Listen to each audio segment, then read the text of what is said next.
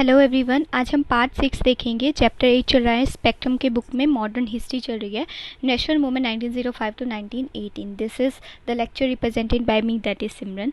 And आज हम बात करेंगे द गवर्नमेंट स्ट्रेटजी। इससे पहले हमने सूरत से प्लेट देखा था, उसमें लास्ट जो पोर्शन था लास्ट वीडियो का, उसके लिए पता नहीं उसमें साउंड कैसे जो है वो नहीं आ रही थी, तो उसका थोड़ा सा पार्ट जो रह गया था वो भी अब मैं इसमें रिपीट कर दूँगी, ठीक है। तो सूरत से प्लेट का ये वाला जो पोर्शन है उसमें लास्ट में सिर्फ इतना ही था कि जब जैसे तिलक जी को जो है 6 ईयर्स की जब जेल हो जाती है, तो अरबिंदो एंड बीसी पाल जो थे वो भी एक्टिव पॉलिटिक्स से रिटायर हो जाते हैं, और जो लाला लाजपत राय थे वो अब्रॉड चले जाते हैं। इन सब मेन लीडर्स जो थे वो जब इधर उधर हो जाते हैं सारे, तो कोई भी एक्सट्रीमिस्ट उनके बाद ऐसा नहीं बचता कि कोई वो ऑर्गेनाइज कर सके एक ऐसी पार्टी जो इंडिया में वो उसको चला पाए। तो 1908 के बाद जो नेशनल मूवमेंट था एज अ होल डिक्लाइन हो जाता है कुछ टाइम के लिए, लेकिन जब 1914 में तिलक वापस आते हैं रिलीज होके जेल से, तो वो एक तरह से फिर मूवमेंट को स्टार्ट करते हैं and pick up the thread of the movement. तो आज हम आगे बात करेंगे गवर्नमेंट की स्ट्रेटेजी क्या रही इन बिटवीन दिस। तो जो ब्रिटिश गवर्नमेंट थी वो काफ़ी ज़्यादा होस्टाइल थी, ठीक है, कांग्रेस को लेके, ठीक है। क्यों? क्योंकि मॉडरेट्स एंड एक्सट्रीमिस्ट के बीच में जो वो था, मतलब कि ये दोनों आपस में मिलजुल रहे थे आपस में। तो इसको देख के गवर्नमेंट ने क्या चाल खेली, तो उन्होंने जैसे कि उस टाइम पे जॉन मोरले थे, कौन, SOS मतलब सेक्रेटरी ऑफ स्टेट। तो इसने जो है वो चलाई policy of carrot and stick. तो इसमें इसने 3 अप्रोचेस को ये लेके चले, जिसमें आपके पास पहला आता है रिप्रेशन, दूसरा आता है कंसाइलेशन, और तीसरा आपके पास आता है सप्रेशन। तो ये तीनों आपने याद रखने हैं, RCS, ठीक है। तो इसमें क्या था, फर्स्ट स्टेज में, अभी हम रिप्रेशन की बात कर लेते हैं। तो फर्स्ट स्टेज में क्या था कि ये क्या करते थे कि एक्सट्रीमिस्ट को ना इन्होंने डिप्रेस करना है, ठीक है। एंड ये मॉडरेट्स को क्या करते थे, मॉडरेट्स मतलब आपके जो एक गरम दल के नेता थे और एक नरम दल के, तो मॉडरेट्स वाले नरम दल के नेता थे।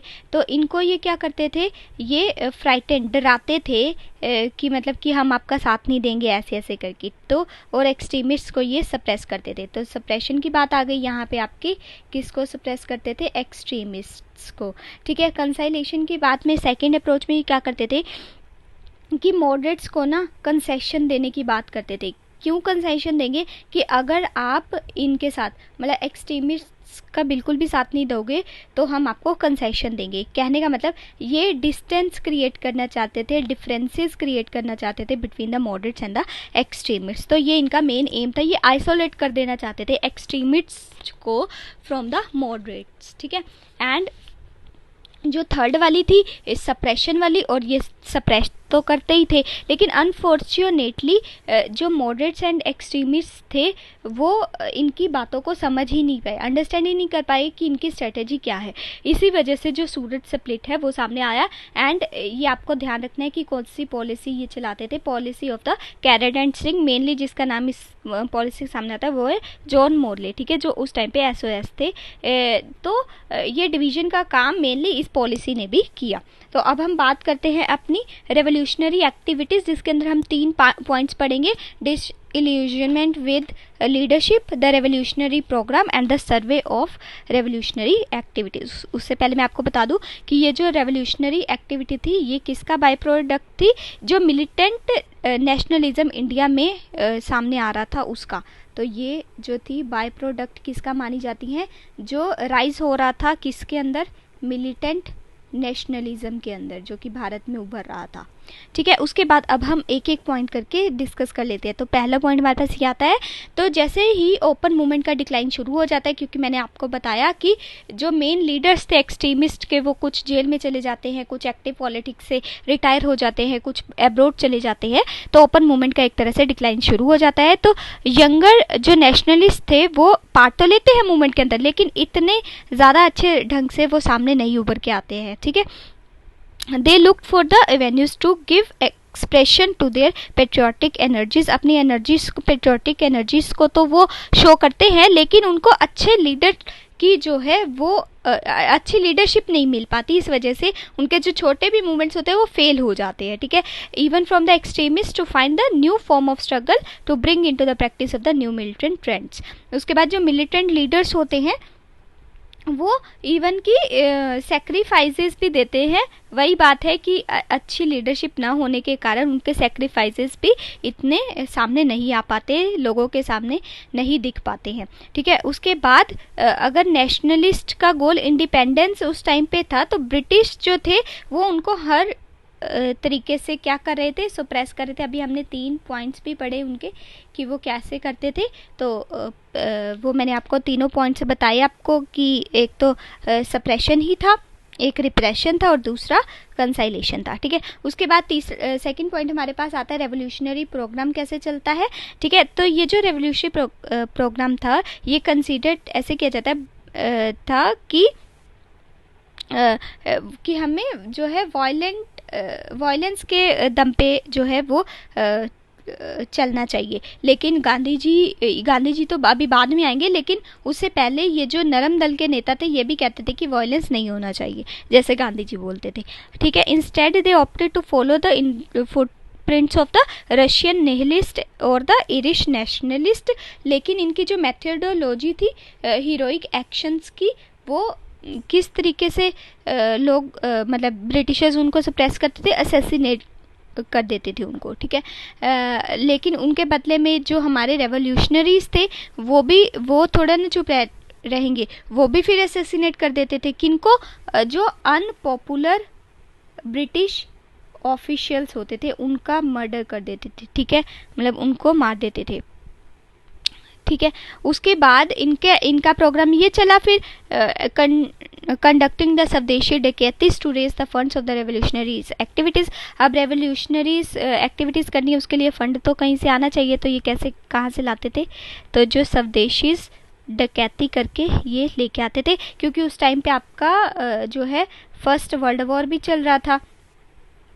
ठीक है, उस टाइम पे ये डकैतीज करके अपना फंड क्रिएट करते थे एंड फिर ब्रिटिशर जो अनपॉपुलर ब्रिटिश थे उनको मार देते थे, ताकि उनमें भी भय हो कि इस चीज़ का कि जो ब्रिटिश के नेशनलिस्ट हैं, मिलिटेंट नेशनलिस्ट है, वो भी किसी से कम नहीं है। तो idea was to strike the terror, मतलब टेरर क्रिएट करना ब्रिटिश के मन में कि हम भी किसी से कम नहीं है, and remove the fear that कोई अथॉरिटी हम पे बैठी है और हमें उसका डर है। तो इस चीज़ को इस आइडिया को हटाने के लिए ये सारे रेवोल्यूशनरीज आइडिया ये क्रिएट करते थे।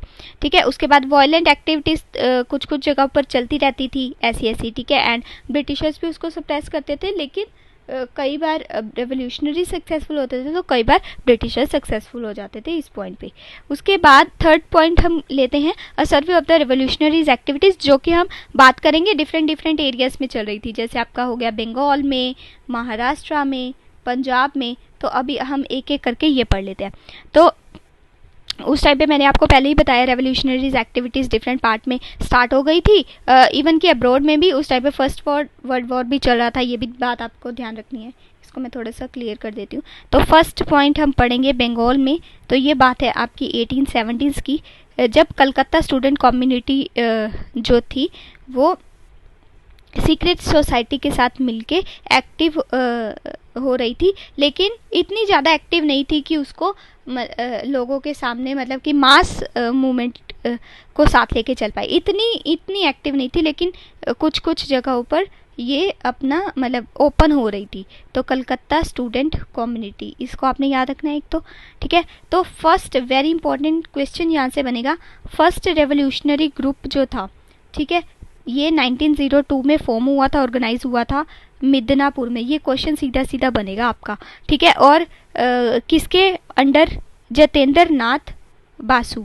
तो इनका नाम आपको बिल्कुल भी नहीं भूलना है। फर्स्ट रेवोल्यूशनरी ग्रुप जो है 1902 में फॉर्म हुआ था मिदनापुर में, और जतेंद्र नाथ बसु के नेतृत्व में, ठीक है। एंड दूसरा आपके पास कलकत्ता में हुआ था।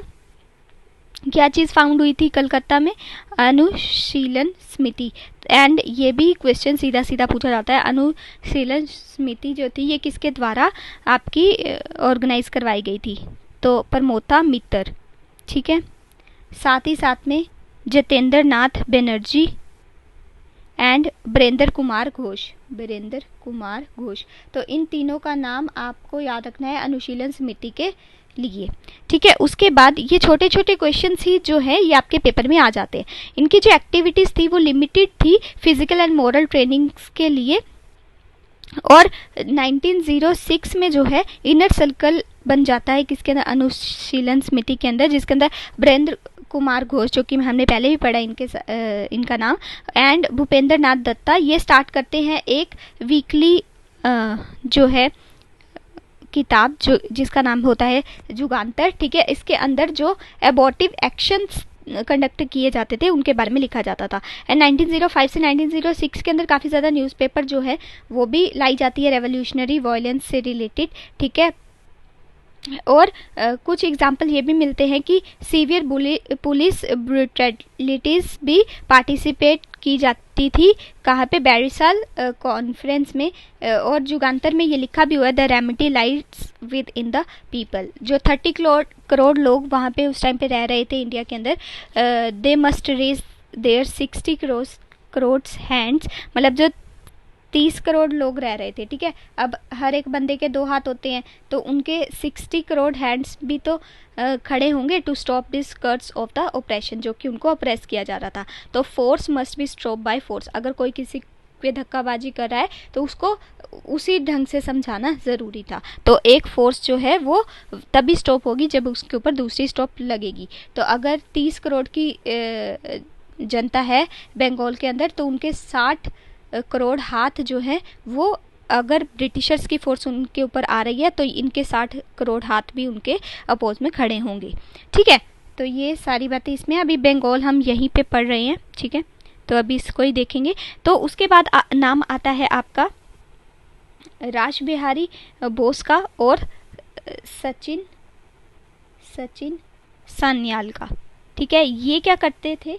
इन्होंने एक सीक्रेट सोसाइटी जो है वो ऑर्गेनाइज करवाई। कहाँ पे? वेरी इंपॉर्टेंट, पंजाब, दिल्ली, मतलब बंगाल से बाहर, एंड आपका यूनाइटेड प्रोविंस। उस टाइम उत्तर प्रदेश का नाम यूनाइटेड प्रोविंस होता था। इनके साथ और कौन कौन था ये पूछ लिया जाता है, इनके साथ कौन कौन थे, तो आपको उनके भी नाम याद रखने हैं। केशव चंद्र कानग्रो, ठीक है, ये अब्रॉड में कर रहे थे मिलिट्री एंड पॉलिटिकल ट्रेनिंग, तो ये भी आपने याद रखना है। 1907 के अंदर युगांतर ग्रुप, ठीक है, ये पत्रिका अलग थी लेकिन ग्रुप अलग बनता है 1907 के अंदर। इसके अंदर ये क्या करते हैं?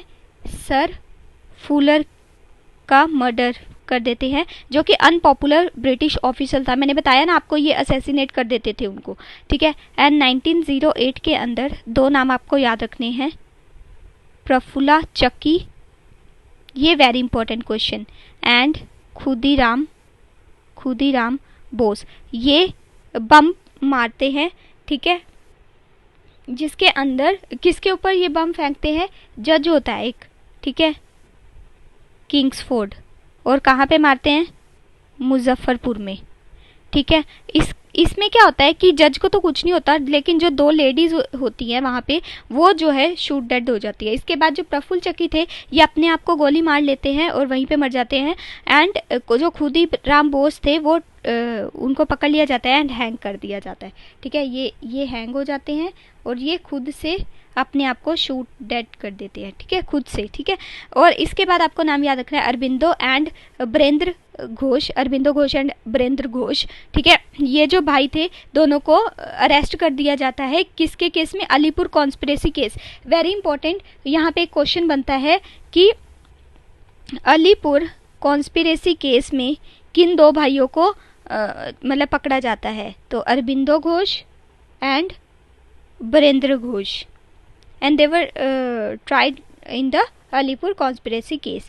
तो इनके जो ट्रायल में Narendra Gosain who had turned approver वो शूट डेड इन जेल। ठीक है, 1909 में क्या होता है, public prosecutor was shoot dead Calcutta के अंदर। और 1910 में, ठीक है, एक डिप्टी सुप्रिटेंडेंट होता है पुलिस का, उसको भी जो है ऐसे ही मार दिया जाता है, शूट डेड कर दिया जाता है, and while living the Calcutta high court, जब वो हाई कोर्ट से निकल रहा होता है। 1908 में आपको एक बात और याद रखनी है, बरा डकैती ऑर्गेनाइज करवाई जाती है किसके द्वारा, ढाका अनुशीलन वाला। और इस मतलब कौन करवाता है इसको, पुलिन दास। तो ये क्वेश्चन भी पूछा जाता है कि बुरा डकैती किसके द्वारा कंडक्ट करवाई गई, तो पुलिन दास। ठीक है, रासबिहारी घोष एंड सचिन सान्याल जो है वो भी एक बॉम्ब फेंकते हैं किसके ऊपर, वॉइस राय हार्डिंग के ऊपर, जब आपकी कलकत्ता से वहाँ जा रही होती है ना, दिल्ली शिफ्ट कर रहे होते हैं वहाँ, तो चांदनी चौक पे वो फेंकते हैं दिसंबर 1912 के अंदर। ठीक है, उसके बाद काफ़ी ज़्यादा न्यूज़पेपर्स के भी आपको नाम याद रखने हैं जो कि ये लेके आए थे, इसको मैं रब कर देती हूँ, अभी यही चल रहा है, बंगाल की ही हम बात कर रहे हैं। तो एक आती है आपकी संध्या, ठीक है, एक आती है जुगांतर, ये हमने पढ़ी थी, ये दोनों आती है आपकी बंगाल के अंदर, और एक आती है काल आती है महाराष्ट्र के अंदर। तो रेवोल्यूशनरी एक्टिविटीज़ का जो इम्पैक्ट होता है वो एजुकेटेड यूथ के ऊपर भी काफ़ी ज़्यादा पड़ता है, एंड वो भी सामने निकल के आते हैं अपना सहयोग देने के लिए एंड ब्रिटिशर्स को सप्रेस करने के लिए। ठीक है, अभी हम महाराष्ट्र और पंजाब वाला नेक्स्ट लेक्चर में कवर करेंगे। Okay, thank you.